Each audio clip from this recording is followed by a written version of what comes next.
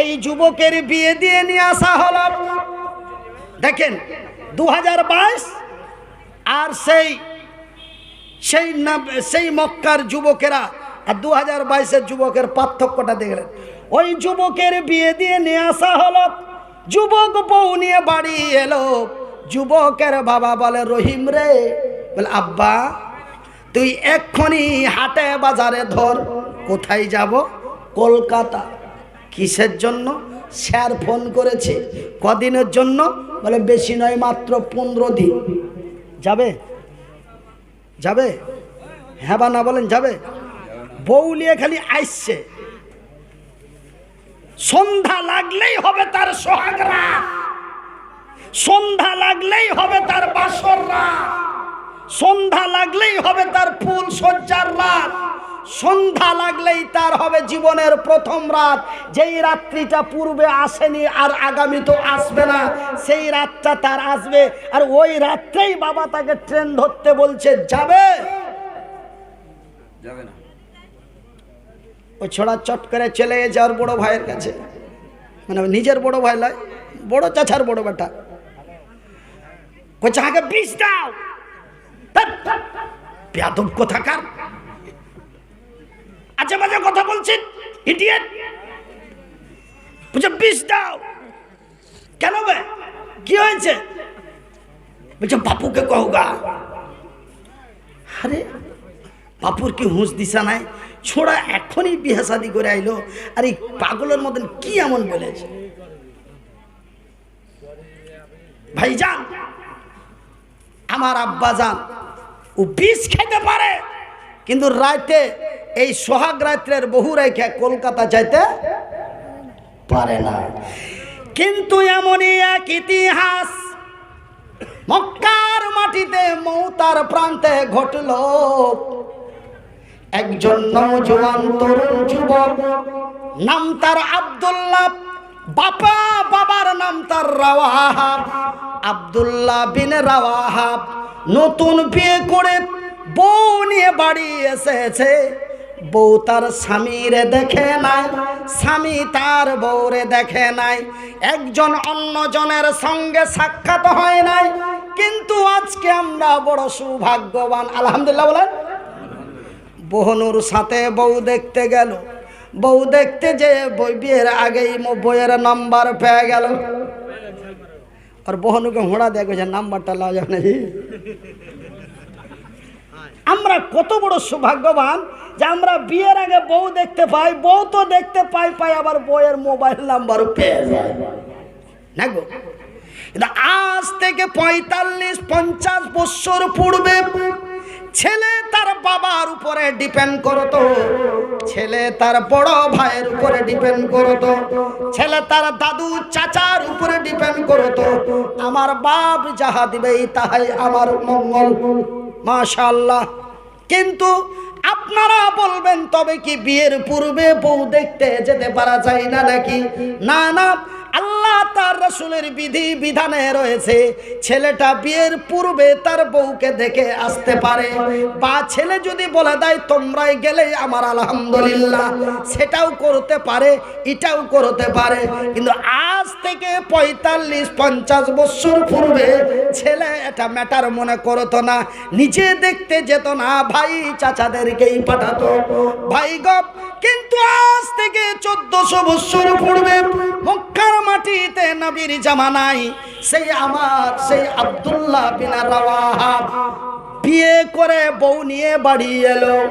বিবি তার স্বামীকে দেখে নাই, স্বামী তার বিবিকে দেখে নাই, বউ তার স্বামীকে দেখে নাই, স্বামী তার বউকে দেখে নাই, এক অন্যের সাথে দেখা হয় নাই। সন্ধ্যা হলেই হবে তাদের সোহাগ রাত, সন্ধ্যা লাগলেই হবে তাদের ফুল সজ্জার রাত, সন্ধ্যায় হলেই তাদের হবে বাসর রাত। এই মুহূর্তে বৈকাল 4টা 4:30টার দিকে নবী আব্দুল্লাহর বাড়ির দরওয়াজাতে এসে, আব্দুল্লাহ, লাব্বাইক ইয়া রাসূলুল্লাহ, আব্দুল্লাহ রে বাড়িতে আসো, তাড়াতাড়ি বাড়ি থেকে বেরিয়ে যাও। ভাই গো, আমার নবী লিল আলামিন। ইসলাম লা ইকরাহা ফিদ্দীন। इस्लाम कभी जबरदस्त नहीं है और इस्लाम कभी जबरदस्त नहीं हो सकता। भाई गो আব্দুল্লাহ যদি একটু ইশারাতান নবীকে বলতেন, ইয়া রাসূলুল্লাহ, নবী গো আপনি জানেন কি জানেন না, আমি নতুন বিয়ে করে আজকে বউ নিয়ে এসেছি, আগামী কালকে জয়েন করলে কি চলবে না? এমন ছোট্ট একটি দরখাস্ত যদি আব্দুল্লাহ নবীর কাছে করতেন, আমার রাসূল একবারের মতো তারে দ্বিতীয়বার আর ডাকতেন না। কিন্তু না না, আব্দুল্লাহ বিন রাওয়াহা যখনই নবী এমন শব্দ ব্যবহার করে দিলেন, আব্দুল্লাহ রে তুমি তাড়াতাড়ি রেডি হয়ে তোমার সরঞ্জাম নিয়ে তুমি বাড়ি থেকে বেরিয়ে পড়ো, আমি রাসূল তোমারে কমান্ডারের দায়িত্ব দিয়েছি, আমি তোমারে সেনাপতির দায়িত্ব দিয়েছি, ওই মৌতার প্রান্তে তোমারে কমান্ডারের দায়িত্ব দিয়েছি। আব্দুল্লাহ বিন রাওয়াহা নবীর কথাটি শুনে 1 মিনিট লেট করলেন না, হাতে নিলেন ঢাল, হাতে নিলেন তরোয়াল, ব্যাগ ঝোলা পিছে লটকে নিয়ে উল্টো পিঠ দিয়ে বাড়ি থেকে বেরিয়ে যাচ্ছে। তার সুন্দরী রমণী বিবি সাহেবা পিছন থেকে ডাক দিয়ে বলছে, আব্দুল্লাহ রে চলে যাচ্ছ যাও, বাধা দেব না, আমি নিজেকে বড় সৌভাগ্যবানী যে আমি এক শহীদের বিবি হতে পারবো। আমার স্বামী আজকে কমান্ডারের দায়িত্ব পেয়ে গেছে, আমি অত্যন্ত আনন্দে আনন্দিত, আমি শহীদের বিবি সাহেবা, আমি আপনারে একবার যেতে বঞ্চিত করব না, একবারের মতো যেতে নিষেধ করব না, 1 ঘন্টার মতো যেতে নিষেধ করব না। ওগো স্বামী যান, বিদায়কালে একটু চেহারাটা দেখা যাবে না, আমি তোকে বাধা দিব না, তোর কাছে 10 মিনিটও সময় নেব না, খালি টুকি বেড়া সালামটা দিয়ে যেতে পারবি না, তোর মুখখানা একটু দেখতুম, আর আমি আল্লাহর কাছে শুকরিয়া আদায় করতুম যে কি আমি শহীদের বিবি সাহেবা।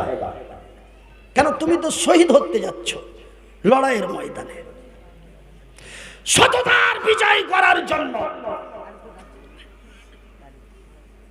স্বামী তার উত্তরের জবাব দিয়ে বলেন,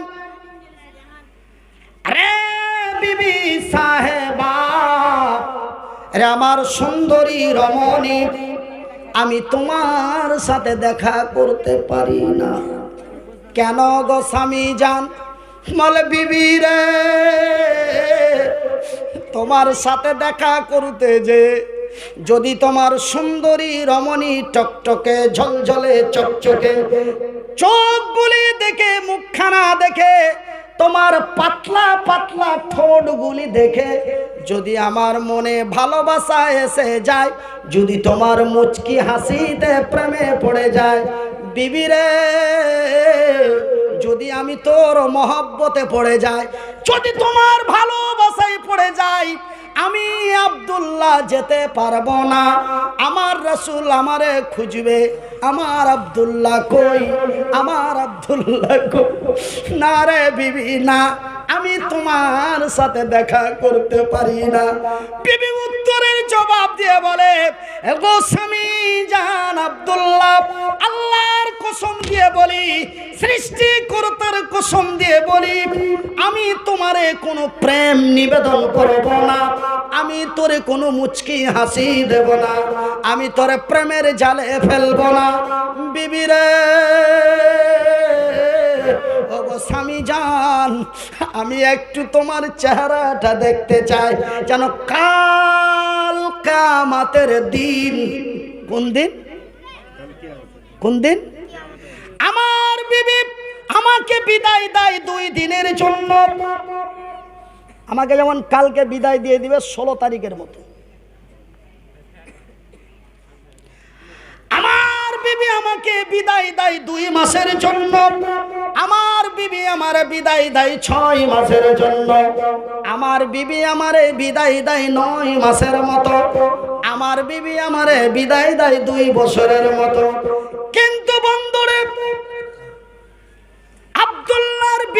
সাহেবা আব্দুল্লাহকে বিদায় দিচ্ছে কাল কিয়ামতের দিন পর্যন্ত। সুবহানাল্লাহ। ওগো স্বামী জান আব্দুল্লাহ, আমি তোমার চেহারাখানা একটু দেখতে চাই, যেন কাল কিয়ামতের দিন হাসরের ময়দানে তোমার সুন্দর চেহারাখানা দেখে আমি চিনতে পারি এটা আমার সোহাগ রাত্রের স্বামী আব্দুল্লাহ।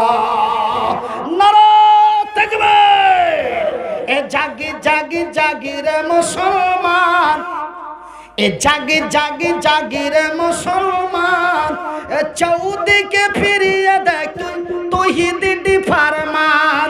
এ জাগি জাগি জাগি রে মুসলমান, এ জাগি জাগি জাগি রে মুসলমান, এ চৌদিকে ফিরিয়ে দেখ তৌহিদি ফরমান। নারায়ে তাকবীর। আমার ভাইরা, আমার বন্ধুরা, দেখুন ওই যে আল্লাহ বলেছেন ওয়াতুজাহিদুনা ফি সাবিলিল্লাহ, তোমরা জান এবং মাল দিয়ে, মাল এবং জান দিয়ে, আগে বলেছেন মালের কথা, তারপরে বলেছেন জানের কথা। দেখুন বন্ধুরে, তারা কত ছিল লোভী, তারা কত, তাদের ভিতরে কত লোভ ছিল ভাই গো আমার আব্বা জানেরা, তারা ছিল কত বড় প্রেমিক, তারা ছিল বড় লোভী। তারা জান্নাতের লোভে পড়ে, কিসের লোভে পড়ে? জান্নাতের লোভে পড়ে, নবীর ভালোবাসায় মহব্বতে পড়ে একজন বিয়ের রাত্রের সুন্দরী বিবি সাহেবাকে রেখে জীবনের বিদায় নিয়ে চলে গেল। কিসের লোভ রে? তাদের লোভটা ছিল জান্নাতের, ওরা বিজয় হলো, ওদের লোভটি ছিল জান্নাতের। ভাইজান, ওরা জান্নাতের লোভে পড়ে, নবীর ভালোবাসায় পড়ে, ওরা জান্নাতের লোভে পড়ে, নবীর ভালোবাসায় পড়ে। ওরা জাতিকে দিয়েছে ইতিহাস। ওরা জাতিকে কি দিয়েছে? ওরা জাতিকে কি দিয়েছে? ইতিহাস। এরা ধন সম্পদের লোভে পড়ে, এরা ধন সম্পদের লোভে পড়ে, এরা সুন্দরী রমণীর প্রেমে পড়ে, এরা জাতিকে দিয়েছে কলঙ্ক। ওরা বিজয় হলো, এরা পেদানি খেলো। জায়গা মতন এসে কি ঠেকলো? ঠেকাঠেকি হয়েছে? ঠিকঠাক ঠিকঠাক হয়েছে? জায়গা দিলে এসে সেম করে ভিড়িয়ে দেওয়া গেছে তো। ওরা জান্নাতের লোভে পড়ে, নবীর ভালোবাসায় পড়ে, ওরা বিশ্বকে দিল ইতিহাস। এরা ধন সম্পদের লোভে পড়ে, সুন্দরী রমণীর প্রেমে পড়ে, এরা জাতিকে দিল কলঙ্ক। ওরা বিজয় হলো, এরা বঞ্চিত হলো। ওরা বিজয় হলো, এরা পেদানি খেলো। সেই দিন ভারত, সেই দিন মক্কার কাবা, বাইতুল্লাহ, মসজিদে হারাম, হারামের সুরক্ষা হলো, ভারতের বাবরি মসজিদ ভেঙে দেওয়া হলো। সিস্টেমটা টোটালি উল্টা। সেই দিন মক্কার কাবা মসজিদ, কাবা বাইতুল হারাম, মসজিদে হারামের সুরক্ষা হলো, ভারতের ঐতিহাসিক মসজিদে বাবরিকে ভাঙা হলো। তার কারণ একটাই, আজকে আমরা ধন সম্পদের লোভে পড়ে, সুন্দরী রমণীর মায়া জালে মহব্বতে পড়ে আমরা নিজেকে নিজে বরবাদ এন্ড ধ্বংস হয়ে গেছি। ওরা বিজয় হলো, এরা বঞ্চিত হলো। ওরা বিজয় হলো, এরা লাঞ্ছিত হলো।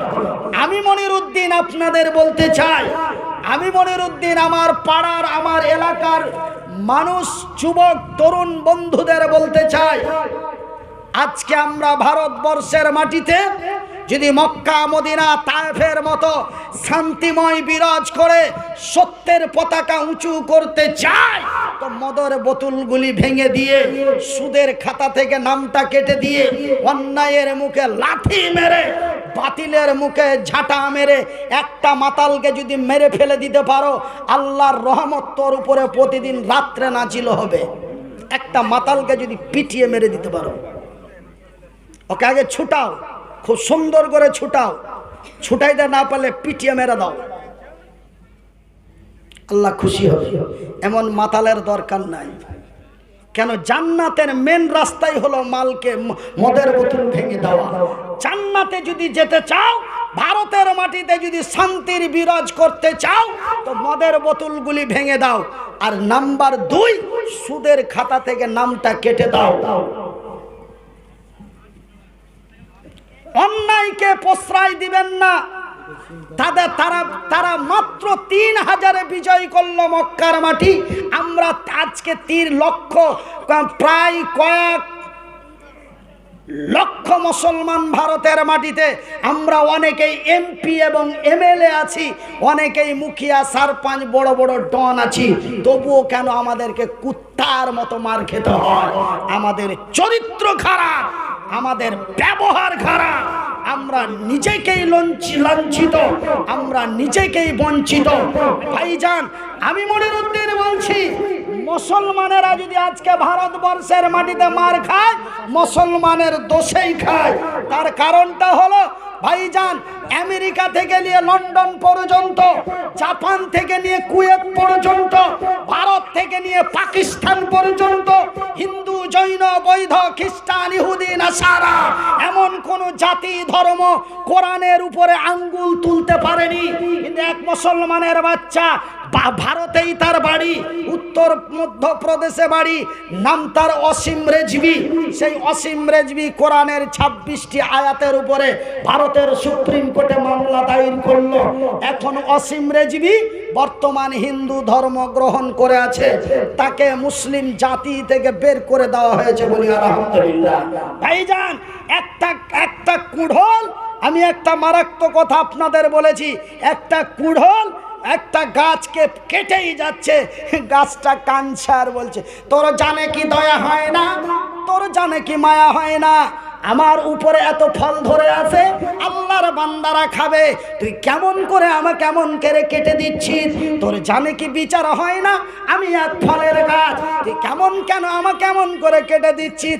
গাছ কুড়োল বলে, রে আল্লাহর সৃষ্টি গাছ, আমি কুড়োল তোকে কখনো কাটতে পারি না, কাটার মতো ক্ষমতা আমার নাই, আমি তোরে কোনোদিন কাটতে পারবো না, কাটার মতো সেই শক্তি আমার নাই, কিন্তু জানিস রে, তোর জাতি আমার সাথে আছে, তোর জাতি যদি আমার সাথে না থাকতো তোকে কাটতে আমি পারতাম না। যেখানটা ধরে চোপাইছে ওখানটা কার যায়? গাছের যায়। তোর গাছ, তোর যায় তার পাছায় আছে, তোর জাত যদি আমার পাছায় না থাকতো তোর একটা পশম কাটতে পারতাম না, সেই ক্ষমতা আমার নাই। আজকে ভারতবর্ষের মাটিতে পেদানি যদি খায়, এদের চরিত্রতে এরাই খাচ্ছে পেদানি। কথা মনে হয় মোটা মোটা হয়ে যাচ্ছে। কইছে, মুনির তুই কখন এত গরম গরম করা শিখে নিলি বা দেখি। আমার ভাইয়েরা, আমার সোনার চানেরা, আমার শিক্ষিত বুদ্ধিজীবীগণ, আমি মনিরউদ্দিন আপনাদের বলতে চাই, কল্যাণ যদি হতে চান তবে সত্যের পতাকাটা হাতে নিন। আমি এতক্ষণ পর্যন্ত মক্কা এবং ভারতের ঘটনা বললাম, আর একটা ছোট্ট ঘটনা বলবো, সেটা হচ্ছে ইয়াসরিব শহরের ঘটনা। বলে ইয়াসরিব শহরটা আবার কোথায় আছে? ইয়াসরিব শহর আমি নিজে ঘুরে এসেছি।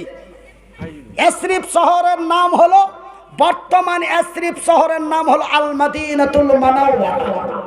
মদিনার এখন বর্তমান যেটা মদিনা শহর, এটা আজ থেকে নবীর জামানায়, নবী মদিনায় যাওয়ার আগে ওই শহরটার নাম ছিল ইয়াসরিব। আল্লাহর নবী যাওয়ার পরে জায়গাটার নাম রাখা হয়েছে মদিনাতুল মুনাওয়ারা। সেই মদিনাতে আমি 15 দিন কাটিয়েছি এবং প্রতিদিন আমি নবীর কবরকে সামনে রেখে নামাজ পড়তাম বেশিরভাগ। আমার ভাইয়েরা, আমার বন্ধুরা, 2006 সালে গেছিলাম আমার আব্বাজানেরা। তবে আমি সেই ইয়াসরিব মদিনার এক নওজোয়ান তরুণের কথা বলবো। সেই তরুণ বিশ্বকে কি ইতিহাস দিয়েছে। তবে সেই কথাটা বলার আগে আপনাদেরকে মাত্র 15টা মিনিট একটু বিচলিত করব। বসে থাকলে আলহামদুলিল্লাহ, চলে গেলে 42 বার মাশাআল্লাহ। হ্যাঁ চলে গেলেন। তার মানে যখনই সবাই আপনারা উঠে পেটে পুয়াল থুয়ে চলে যাবেন, তখন এই লোকটাকে ওই লোক নাই জন নাই, ফের আবার কালকে বহরমপুর যেতে হবে, ছেড়ে দিচ্ছি। তো কত বড় সুবিধা করে দিলেন, তো মাশাআল্লাহ বলবো না? মানে চলে গেলি যে আমি ছুটি পেয়ে গেলাম, চলে গেলে ছুটি পেয়ে গেলাম। এই 15 মিনিটের মধ্যে যদি চলে যেতে আমার কোনো ক্ষতি নাই। থাকলে আলহামদুলিল্লাহ, না থাকলে 42 বার মাশাআল্লাহ। তোমার ভাইয়েরা, আমার আব্বা জান সোনার চাঁদ শিক্ষিত বুদ্ধিজীবীগণ, আমার পাড়ার এলাকার হরিশ্চন্দ্রপুর থানার অন্তর্গত তালসুড় গ্রামের লোকেরা, পূর্ব তালসুড় গ্রামের লোকেরা, আমি মাত্র 15 মিনিট সেই আব্দুল্লাহ বিন রাওয়াহা জান্নাতের লোভে পড়ে, নবীর ভালোবাসায় পড়ে, যদি তার সোহাগ রাত্রের বউ রেখে, বিবি রেখে মৌতার প্রান্তে শহীদের ময়দানে যে, যুদ্ধের ময়দানে যে যদি শহীদ হয়ে যেতে পারে, সেই দিন ভারতের বাবরি মসজিদকে বাঁচাতে যে, এরকম বয়স, এই যে এত দাড়ি পেকে গেছে, এর থেকে কম, সেই দিন বাবরি মসজিদের বারান্দা